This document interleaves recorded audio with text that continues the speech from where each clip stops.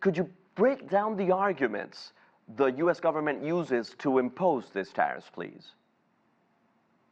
Well, the argument is certainly a little bit confusing, but I think the main point that they're trying to make here is that they're trying to bring back certain production and manufacturing to the United States, in particular. And if you look at the specific tariffs and levies against specific products, particularly steel, what you can see there is that Trump is somehow trying to, in his mind, rebalance the relationship, the commercial relationship, and trying to bring back some manufacturing jobs back to the United States.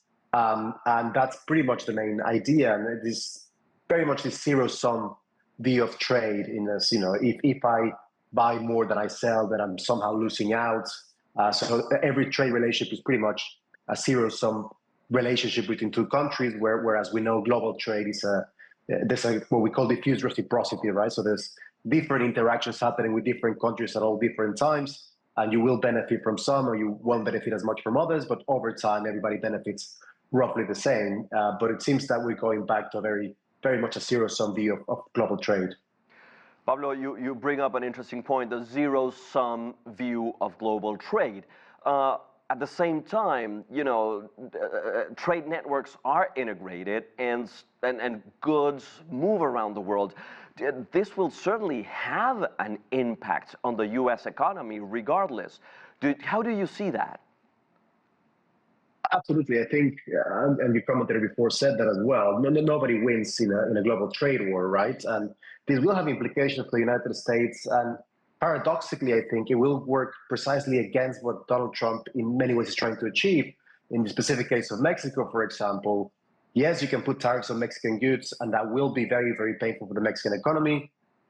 Also be painful for the American economy, right? There are certain things that, Mexico exports to the United States simply because those things do not exist in the United States. I'm talking about certain agricultural products, for example, right? You need, berries and avocados and all sorts of different things that are simply not available in the United States. So that will become more expensive to buy in the US.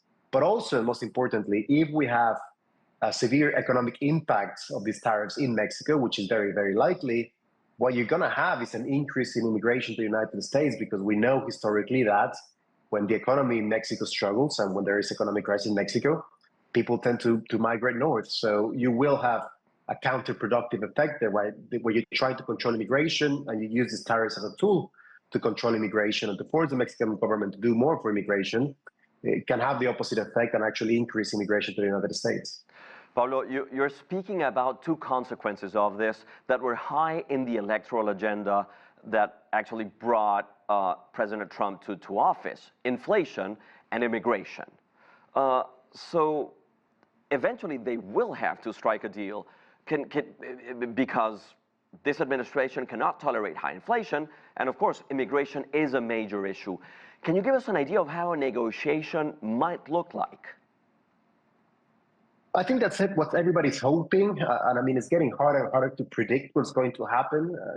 Yesterday, a couple of days ago, there was some confusion where apparently Donald Trump misspoke, and some people thought that he was going to postpone the tariffs for a month, but then it apparently was referring to something else. So it's all very much up in the air, and it seems very chaotic. I still think I agree with most people that there has to be some sort of agreement, because if you put tariffs of 25% to Mexico and Canada and the rest of the world, it's a pretty self-defeating policy. So there will have to be some sort of agreements, and I think we're starting to see some movement in that sense, and we're starting to see the Mexican government giving some concessions and starting to make some moves that will placate to a certain extent the United States. For example, today, the Mexican government announced it's going to extradite something around 30 of the most notorious drug cartel leaders in Mexico are going to be extradited to the United States, obviously because the United States wants that to happen. So there are all sorts of different negotiations to different levels. I think the president of Mexico in particular seemed very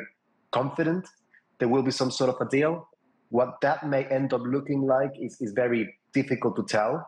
But at the end of the day, I think everybody understands that there has to be a deal, because if you impose tariffs of 25% on goods from Mexico and Canada, that is the end of the North American integration project. That is the end of the United States-Mexico-Canada agreement, and is one of the most integrated regions in the world. Economically speaking, I would said to say it's probably the most integrated region in the world. So that would have huge consequences for all three countries involved and for global trade at large.